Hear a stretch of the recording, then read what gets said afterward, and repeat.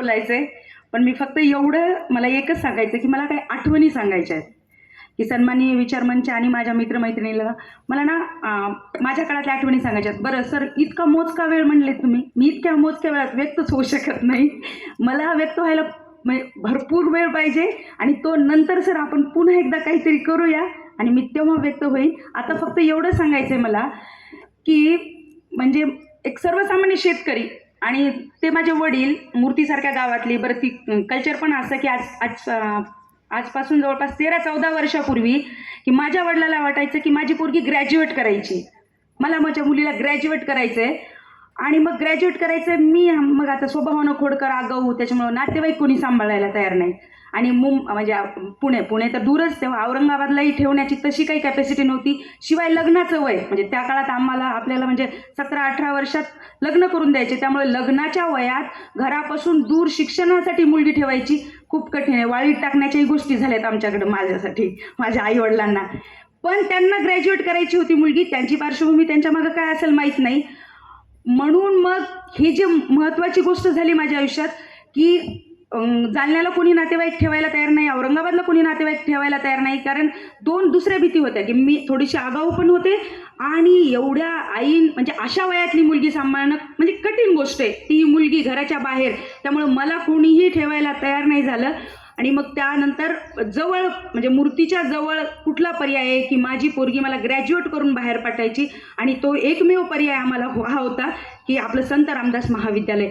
साहेबांनी हे जे महत्त्वपूर्ण इथे रोपटं लावलं होतं ना, की त्याच्यामुळे माझ्या वडिलांचं स्वप्न पूर्ण झालं की माझी पोरगी ग्रॅज्युएट करायची. पण त्यांना हे माहीतच नव्हतं की ग्रॅज्युएशनसोबत माझ्या पोरीला जगण्याचा एक नवीन दृष्टिकोन इथून मिळून जाईल आणि माझे जगण्याचे सगळे वाटच बदलून जाईल. ते हे महाविद्यालयाने केलं, हे मला महत्त्वपूर्ण इथे सांगावं असं वाटते. खूप सगळे अनुभव सांगितले म्हणजे साहेबांनी कसल्या वातावरणात हे महाविद्यालय म्हणजे इथे आणलं आणि सगळ्यांना कसा फायदा झाला. पण मी माझ्या अनुषंगानं सांगेल की माझे दादा म्हणजे माझे वडील नेहमी एक उदाहरण देतात. म्हणजे ते शेतकरी आहेत आणि शाळेत पालक मेळाव्याला वगैरे जायचे ना, तर ते एक उदाहरण द्यायचे की म्हणजे शेतीला म्हणजे हंगामात पेरणी करतो आपण सगळे, मुठभर टाकलं की वावरभर उगवतो आपल्याला माहिती, पण पेरणी करणारा पाहिजे. म्हणजे प्रत्येकच शेतकऱ्याला पेरणी करता येत नाही, पेरणी करणाऱ्याला त्याला एक वेगळी स्किल लागते, त्याच्याकडे एक वेगळं कौशल्य लागतं. आणि साहेब आपल्याकडे महाविद्यालयात जे माझे सगळे जे सर लोक आहेत, जे सगळे शिक्षक वृंद आहेत, ते तुम्ही अचूक पेरणी करणारे निवडले, त्याच्यामुळे हे जे पीक तुम्हाला दिसतंय ना, तेवढं महत्त्वपूर्ण पीक आलंय की कुठलं क्षेत्र आज दूर नाही आहे, कुठल्या क्षेत्रात आपल्या महाविद्यालयाचे विद्यार्थी नाहीत असं एक क्षेत्र उरलं नाही. आणि माझ्यासाठी माझा स्वभाव असा आहे की समजा आपल्याकडे नाही का सोयरीक होते आणि मग जरा चांगलं झालं की आपण मध्यस्थाला विसरून जातो, पण माझा तसा स्वभाव नाही. सोयरीक झाली तरी म्हणजे चांगलं हो वाईट हो मध्यस्थाला लक्षात ठेवण्याचा माझा स्वभाव आहे. आणि माझी नाटक सिनेमा या क्षेत्राशी जी सोयरीक झाली, ती सोयरिकीचं मध्यस्थ आपलं महाविद्यालय ते साहेब आपण आहात. त्यामुळं माझं बरं झालंय, जे सक्सेस आहे किंवा यशस्वी हे नाही मी सांगणार, परंतु मला जो दृष्टिकोन मिळाला जगण्याचा किंवा या क्षेत्रात मी काही छोटं मोठं काम करू शकले, ते या आपल्या महाविद्यालयामुळे करू शकले. कारण त्या काळात जर 2007-08ला जर महाविद्यालय नसतं, सांस्कृतिक विभाग नसता, युवक महोत्सव नसता आणि युवक महोत्सवाच्या माध्यमातून जर राजकुमार तांगडे सर आणि संभाजी तांगडे सर मला भेटले नसते, तर मी आज म्हणजे अरविंद सरांनी सांगितलं की मी काहीतरी काम करू शकलो असतो. मी वाईट म्हणत नाही की मी लग्न करून मुलं बाळते, मी आजही सांभाळते, पण मला माझं अस्तित्व निर्माण नसतं करता आलं, मी काहीतरी वेगळं काम करत राहिले असते किंवा मग मला व्यक्त नसतं होता आलं, मला स्वतंत्ररित्या जगता नसतं आलं. हे मी तुम्हाला सांगू इच्छिते की म्हणजे हे जे दिलंय ना, हे जे मध्यस्थी केली आहे ना सर तुम्ही माझ्या सोयरिकीत, ती इतकी महत्त्वपूर्ण आहे ना की मला इथे तुमच्या समोर येऊन इथे उभा राहण्याची जी ताकद पण आहे ती त्या काळापासून आहे. मला अजून एक मजेशीर आठवण अशी शेअर करायची आहे की म्हणजे उदारमतवाद काय असतो किंवा लोकशाही धोरण काय असतं. कारण आपल्याकडे राजकीय नेते किंवा एखाद्या संस्थेचे एका यशस्वी, आमच्या काळापर्यंत आपली कॉलेज एक यशस्वी संस्था झालेलं होतं, तर त्याचं संस्थाचालक किंवा अध्यक्ष किंवा एक लोकप्रतिनिधी कसा असावा. आज मला साहेबांनी दारात उभं राहून किंवा कुठे रस्त्याला उभं राहून बोलतील, साहजिक आहे की मी एखाद्या क्षेत्रात काम करते किंवा माझं थोडं नाव झालंय म्हणून ते उभं राहून बोलतील. परंतु मी जेव्हा कॉलेजला होते, जेव्हा म्हणजे शनिवारी आम्हीच कॉलेजला, रविवारी आम्हीच कॉलेजला, सुट्टी असल्यावर आम्ही पताके लावायला आणि न येताना गाणं म्हणायलाही आम्हीच होतो. तर अशा विद्यार्थ्यांना लक्षात ठेवून मला साहेबांनी कित्येक वेळा म्हणजे गाडीतनं लिफ्ट दिली आहे पायी पायी जात असताना, थांबून बोलले. त्यावेळेस मी काही सेलिब्रिटी किंवा मी कुठल्या क्षेत्रात काम करत नव्हते, पण माझ्या कॉलेजची एक चुणचुणीत विद्यार्थीचं लक्षात त्यांनी ठेवणं ही खूप महत्त्वाची गोष्ट आहे.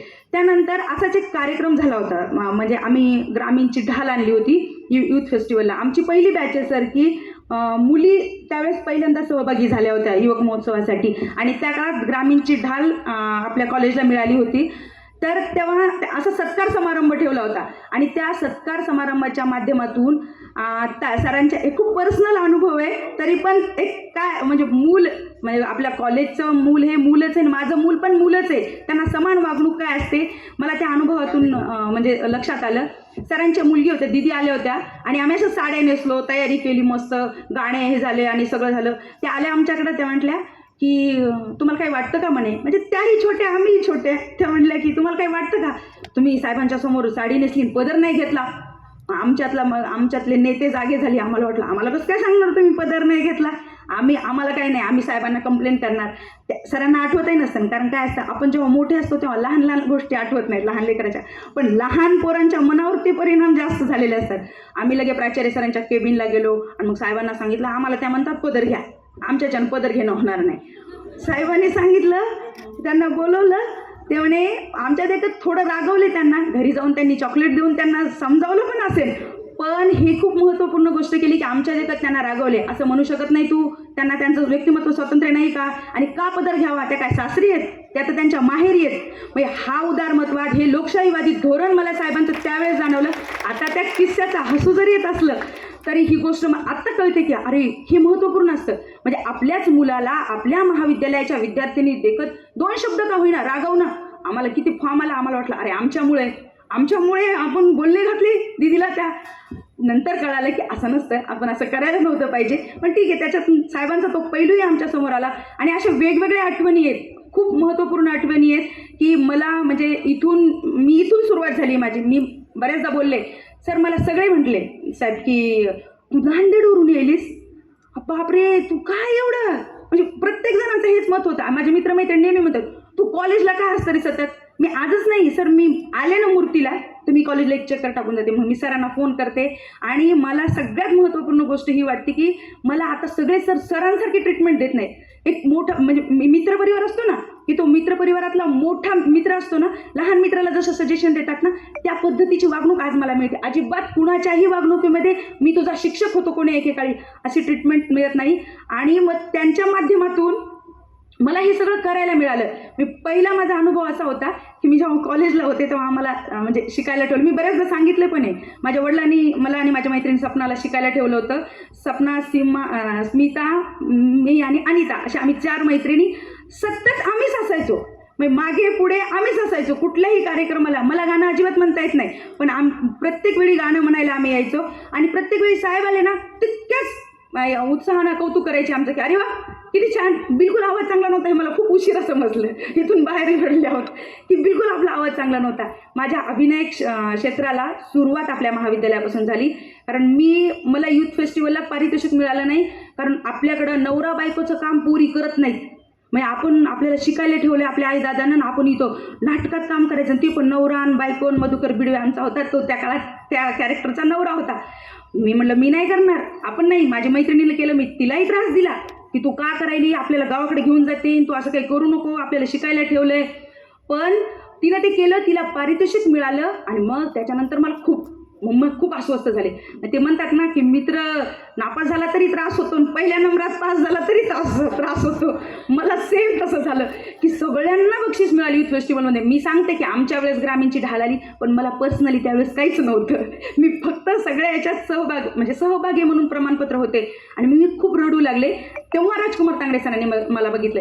भले आमचे गावं शेजारी आहेत, आमचे म्हणजे सर संभाजी सर आणि राजकुमार सर म्हणजे नातेवाईक आहेत, पण हे कधी समजलं मला आपल्या महाविद्यालयात आल्यावर. मग मी रडत असताना सरांनी मला बघितलं, मला म्हणलं काय झालं. अचूक ओळखलं त्यांनी की काय झालं, तुला तुझ्या मित्रमैत्रिणीला बक्षीस मिळाल्याने त्रास झाला ना, तू काळजी नको करू म्हणे, तुला जर एवढीच इच्छा असेल ना तर तुला पुढच्या वर्षी नक्की बक्षीस मिळेल. आणि तेव्हापासून मी त्यांचा जे गोंडा पकडला आहे मी त्यांना अजूनही सोडलेलं नाही आहे. त्यांच्या प्रत्येक कामात म्हणजे मुवमेंटमध्ये मी आहे त्यांच्या मागे मागे. आणि सगळ्यात महत्त्वाची गोष्ट सर, सगळ्यांना म्हणजे घनसावंगी तालुक्याला साहेब असा प्रश्न पडला होता की अश्विनी लग्न कधी करी. एवढं परेशान मलाच नाही तर राजकुमार संभाजी सरांना परेशान झाले होते विचारून.